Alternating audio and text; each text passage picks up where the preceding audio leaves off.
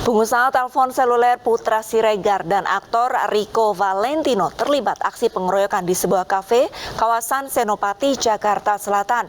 Diduga aksi pengeroyokan yang terekam CCTV dilatar belakangi persoalan teman wanita.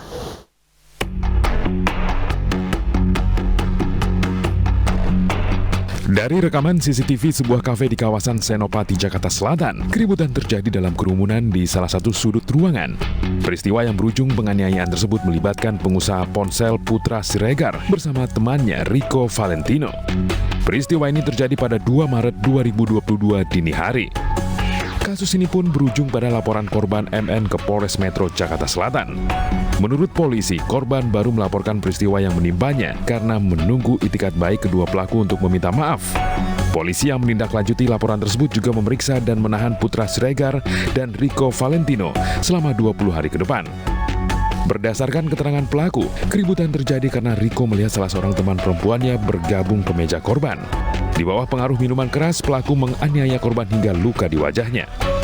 Peristiwa ini dipicu karena ada salah satu kawan perempuan yang ada di kelompok RV dan PS ini kemudian mendatangi ke mejanya korban MNA. Kemudian tersangka RV itu tidak senang dengan peristiwa tersebut sehingga kemudian mendatangi korban MNA dan kemudian melakukan pemukulan terhadap korban MNA dan kemudian tersangka PS juga ikut bersama-sama di situ dengan dia menendang dan mendorong tersangka MNA. Akibat perbuatannya, Putra Siregar dan Rico Valentino terancam pasal 170 KUHP tentang kekerasan dengan ancaman paling lama 5 tahun penjara.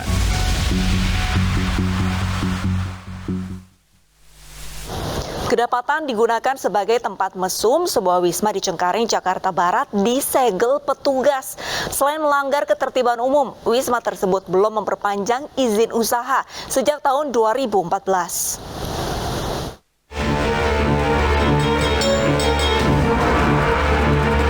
Tim penyidik Pegawai Negeri Sipil Provinsi DKI Jakarta menyegel sebuah wisma yang berlokasi di Jalan Cendrawasih, Cengkareng, Jakarta Barat. Penyegelan ini merupakan buntut dari terungkapnya kasus prostitusi online yang melibatkan 22 anak di bawah umur oleh Polda Metro Jaya pada 8 Maret lalu. Meski sempat digerebek, bangunan 2 lantai ini masih digunakan sebagai tempat mesum. Selain melanggar ketertiban umum, wisma ini belum memperpanjang izin usaha sejak tahun 2014. Atas pelanggaran tersebut, Pemprov DKI Jakarta mencabut izin usaha dan menutup operasional wisma secara permanen. Wisma ini melanggar daripada ketentuan sesuai dengan Perda 8, Pasal 42 dan juga 43, kemudian Pergub 18 tahun 2018 di Pasal 55, kemudian yang terakhir melanggar ketentuan tidak ada izinnya. Jadi izin terakhir itu sampai tahun 2014, sampai hari ini tidak ada perpanjangan izin. Untuk mengantisipasi agar tidak beroperasi secara ilegal, tempat ini akan diawasi secara ketat.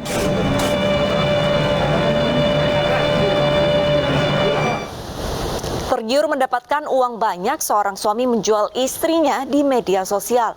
Pelaku menawarkan istrinya kepada pria hidung belang dengan tarif Rp1.500.000. Informasi ini sekaligus menutup program Realita hari ini. Saya Arlisa Hadi pamit undur diri. Terima kasih dan sampai jumpa.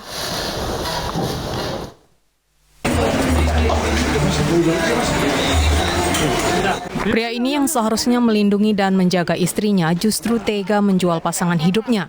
WW, 37 tahun, menjual istrinya untuk memberikan layanan seks kepada pria lain. WW asal Tulung Agung menawarkan istrinya melalui media sosial. Tergiur mendapat uang banyak dengan instan, pelaku menjual istri dengan tarif Rp1.500.000.